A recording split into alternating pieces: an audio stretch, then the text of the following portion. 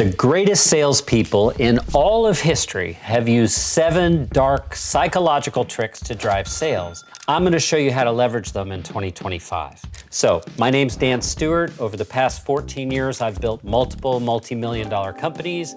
I've grown a database that's nurturing just a little more than 100 million people. And I can tell you firsthand, if you leverage these secrets, you're going to create more engagement with the people in your database. The very first one, and this is critical because it involves being authentic and honest on one key point, and that key point is scarcity, right? It's 2025. We've all seen a countdown timer. We don't need another dose of false scarcity.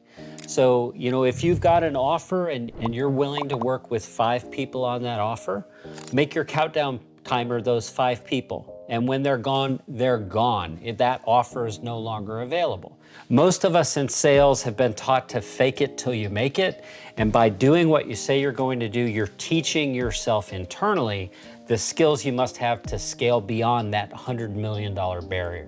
So let's break down a couple of examples from masterful marketers who are using this authentically. In fact, one of them, a guy named Russell Brunson, who if you're here on the internet, you've almost certainly been exposed to, he does something masterful with the countdown timer because it's connected to the moment in time that the audience is sharing. For example, you go to a large event, you're in an auditorium with thousands of other people, he's likely on stage, he likely has an offer that's only available for that audience at that moment in time. That's an authentic use of a scarcity model. An inauthentic use would be where every single month, month after month after month, you're recycling the same old scarcity where your audience hears you say, if you don't buy now, this offer will never be alive again.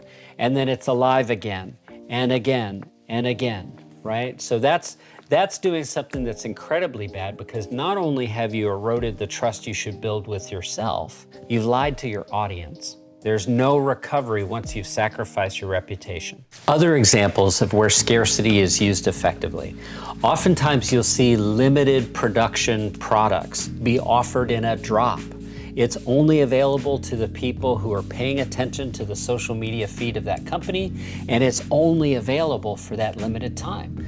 Crumble Cookie, for example, they drop a new flavor. If you're paying attention to that and that matters to you, you know you've got a small window in time to take action where that particular flavor's gone and you may never have an opportunity to experience it again. Let's examine one more example of scarcity. The much maligned Cybertruck, launched by Tesla to much love and hate.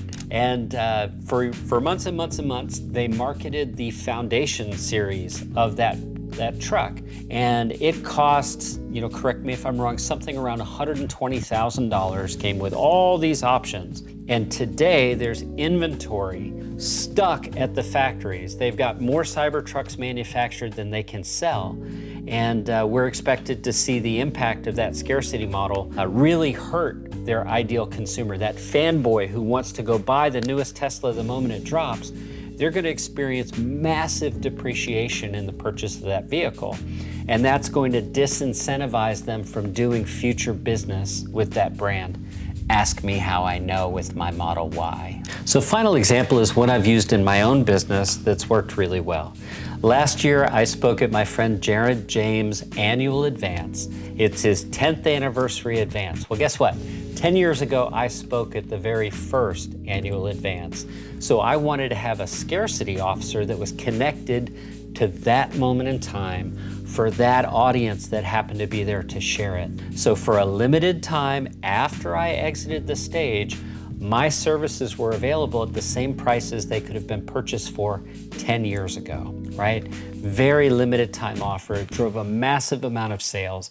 We did more sales in that 1 hour after I left the stage than we had done in the previous quarter. Boom, this works. The next point, social proof that matters. We live at a time where the consumer is used to being lied to. There's all sorts of fake statistics and stats. Consumer trust with brands is at an all-time low. The way to combat that, the way to stand out in 2025 is to leverage the power of story, right? Remember, your consumer may not trust you because you obviously have a sales agenda, right? Your consumer will trust the person who represents themselves. Your former customers are just like they are. And so when you can get your former customer to tell an authentic story of their involvement with you, it resonates much more effectively with the consumer.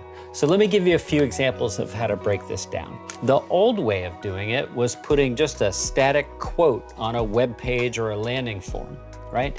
That's the old way of doing it, a static quote, just a nice little proof point, a trust point. The new way of doing it is leveraging video and the power of story. Remember, there's a transfer of trust that has to take place. The transfer of trust is much more easily made when your past clients can communicate what their experience was with you to people who are considering working with your brand. Social media is the ideal place to do that, and you'll get much farther by using the power of story than you ever will with sales, with offers, with bullet points of why people should buy from you. Stories sell. So stories sell, but not necessarily your story. No one wants to see you in the Lambo. No one wants to see you and the massive success you're creating for yourself.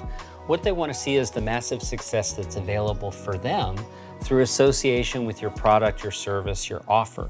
So finding ways for people to tell your audience what their experience has been should include a very simple framework, right? We want this person to state what the pain was that they were experiencing, that your product or service helped them get relief from. I'll use the headache frame, right? Oh, I woke up every day with headaches for weeks.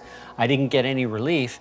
And then when I started using this pillow, I woke up relaxed and refreshed and I didn't have a headache. And I realized that, you know what? It's not a sinus issue, it's a sleeping issue. I'm so grateful that this pillow exists because now I sleep better, right?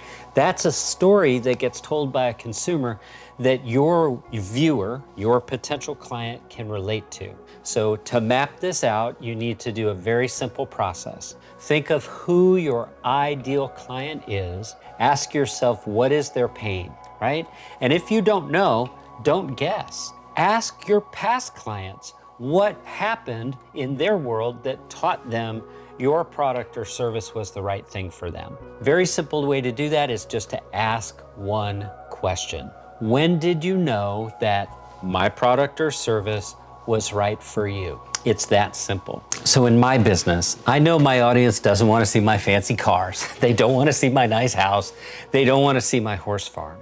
What they want to see is what they can expect. So when I feature a 200% ROI guarantee, they go, wait a minute, this is a company that actually guarantees results if I choose to work with them? That's different. That captures their attention. That allows them to see themselves in the future success that they can enjoy by engaging my product or service. Consider that for your business. What can you guarantee for your people? Because that should be your messaging. Now, this next one is incredibly powerful when it's used the right way, and almost no one uses it the right way. It's called the permission paradox, and here's how it works. You must give your consumer permission to say no. So imagine this, we're in a sales scenario. You've raised your hand, you have interest in my product or service. Our sales conversation begins. Maybe you're joining me on Zoom, maybe we're face to face. Wherever that's happening, if I early on in our engagement give you permission not to work with me, that communicates something entirely differently than sell, sell, sell, sell, sell. Here's how I use this every single day. When we're starting a sales conversation at my company, all of our sales staff are trained. We establish rapport with the prospect. We do this based on actual research we've done about that prospect prior to the call. Once that's been established, we say, now before we begin, I'd just like to set some expectations for our time together. My goal is to figure out if our product and services are right for you. If they're not, that's totally fine. If I find that they're not, I'm gonna let you know right away so we don't use any more of your time than we need to. Make sense? They're like, yeah, right? So what we're doing is saying we're taking something away. We're implying, if not saying directly, that Our service is not for everyone, and we're evaluating you just as much as you're evaluating us. That's how you take power in a sales situation. One of my favorite examples where this is used is on stage. Many of the industry's best, most productive, well-known public speaking personalities, people like Tony Robbins and Russell Brunson, they ask permission prior to selling you. They say something like, now I know that you came here today to learn about this and this and this and this, and I've taught you these things. Would it be okay if I spend the next 15 minutes showing you how this product can help you achieve A, B, C, and D? They get permission from the audience instead of just moving into the pitch, and it makes all the difference. If you're in that audience, you feel this network effect of a whole group of people who've just learned something say, you know what, it's okay to sell to me now. And that's a powerful psychological shift that the best know how to take advantage of, and you can leverage as soon as today on your very next sales conversation. Now, this one is one of my all-time favorites, absolute all-time favorites. When you're in a sales environment, people are making decisions about you before you ever show up. And if you can interrupt that pattern, you have the ability to really connect with them. I'm gonna give you my all-time favorite example from my own experience, right? At my company, we've exhibited at a lot of trade shows all throughout North America over the past 14 years. And one thing I see every time I'm at a trade show is the trade show zombie. This is the person who's got their badge on. They're walking through the vendor hall. They're looking up and down at all the signs. They show up your booth and they go, yeah, what's this all about? Their pattern is just, okay, more of the stuff. Where's your freebies? Where are your pens? Where's the chocolate? Where's the stuff I get to take home? And where's my stress ball, right? They all want these ridiculous things when they go to trade shows. That is an ideal time to interrupt that pattern. You may not have the guts to try this. I promise you that it works.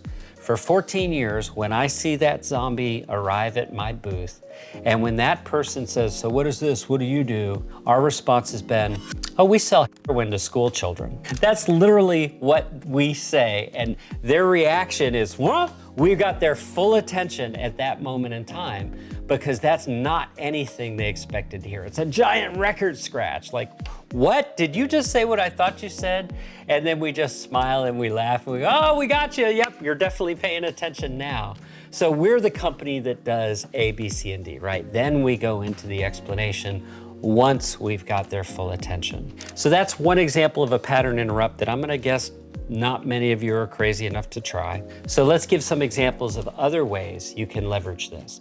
One of the most common ways would be in the automated messaging that you're sending to people, right? You may have a practice of email marketing. You may know the best time of day to send a message.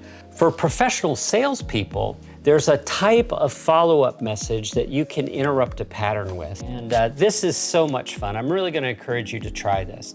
The next time you're writing a simple follow-up email message to a prospect, I want you to not finish the message, and I want it to go out at like 2:34 a.m., right? That is a pattern interrupt. Like, you're showing them you're human. You're up, you're alive, you're awake, you're thinking about them, when really you're not. You're just setting the message to go out at that point in time, right? What's gonna happen is they're gonna see an incomplete email and you're gonna be memorable to them, right? Sometimes I purposefully misspell things in messaging. Sometimes I make sure the punctuation is wrong, because today it's so easy for things to appear perfect that perfect doesn't seem very human, right? So you can interrupt the pattern of that polished professional business communication they're accustomed to getting by just making a slight change. At one of my companies, Happy Grasshopper, I employ a whole staff of professional copywriters, and we've taught them a technique that totally makes use of the pattern interrupt process, and we call it the dimple, right? So pull up your phone, take a look at all the news headlines that are going on today, right? That's editorial content. You know, man chases dog, or dog bites man, man bites dog. That's editorial content, right? The editorial content is, here's what happened, here's what we think about it, the end. That's the content. Well, if you just take that content and you reshare it with your network, you're not adding anything special. So one way you can amplify that content is by adding a dimple, right? Put that content to use. I'm gonna give you a quick example. So let's imagine as you're watching this, that this Sunday is Mother's Day, right? Think what's gonna happen in your own inbox around Mother's Day. You're gonna get lots of content.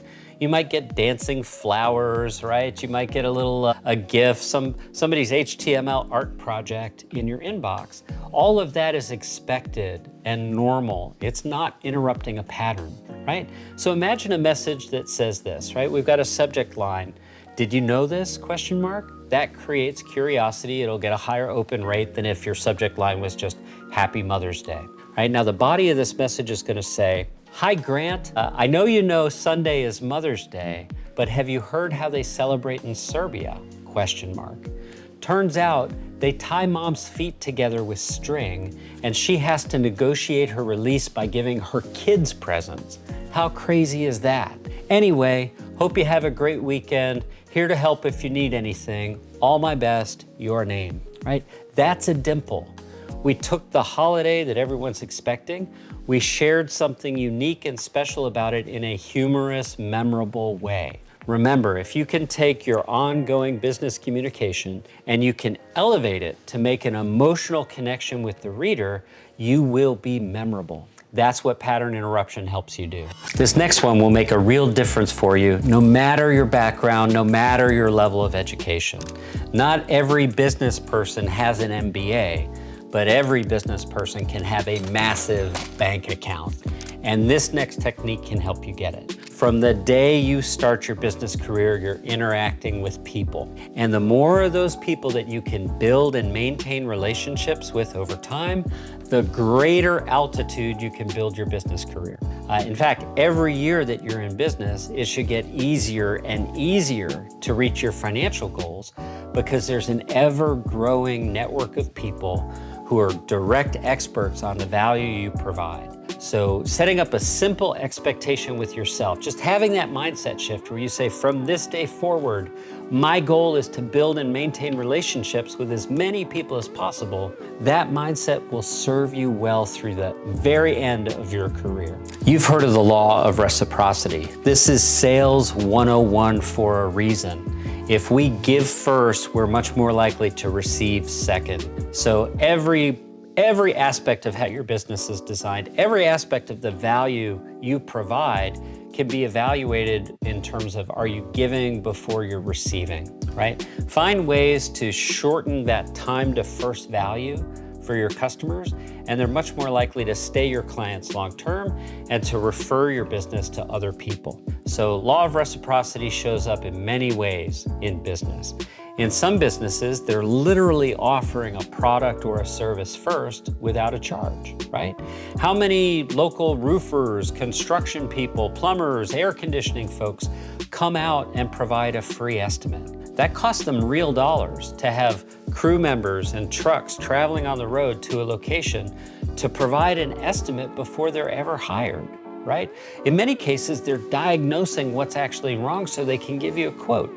That has a real cost for them, but they know that there's no real path for you to hire them unless you understand what the problem is. That's the rationale that allows you to make the decision. So ask yourself in your business, how can you perform a diagnosis at a very low cost to you and very high value to your consumer? And you'll find a lever you can use to accelerate sales. One of the things I love about being an entrepreneur is the joy, the freedom, the excitement of bringing something into reality that doesn't yet exist. There's another term for this, and you could leverage it to your advantage. It's called future pacing. Many of us who are entrepreneurial are constantly living in the future. We're imagining how we're going to make the world a better place. We're imagining how our lives will improve as the result of the value that we provide the marketplace. Well, your clients, your prospects often need to be invited into that future reality to experience the same sort of thing. It's natural for you as an entrepreneur. It's not natural for your consumer. You need to find devices, structures, and language that allows people to experience a future reality after they've engaged with your product or service. I'll give you a very quick, simple example of this that almost all of us can relate to. So imagine that you're a home buyer. You're looking at properties for sale, right? When you walk in the home from the first time, you're probably thinking, where would my furniture go? What would that wall look like if it were painted a different color?